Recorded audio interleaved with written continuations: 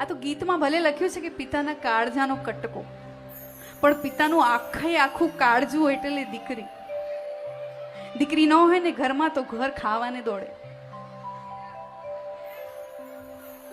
એટલે કવિ દાદની આ રચના બહુ સુંદર લખેલી છે કે કાળજા કેરો કટકો મારો આજ ગાંઠથી છૂટી ગયો.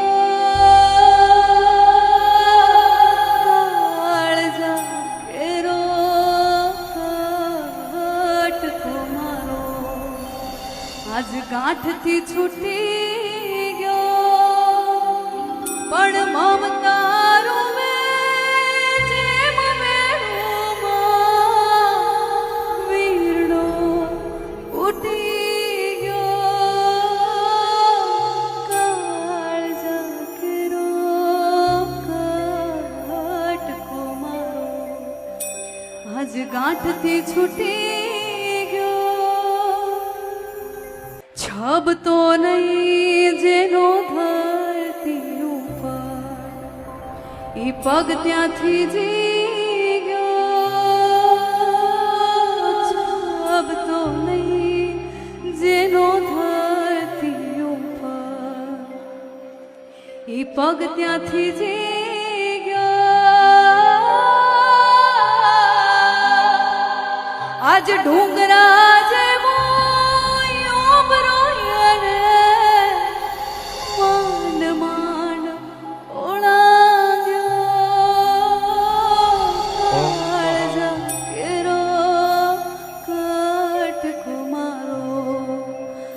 ગાંઠથી છૂટી ગયો.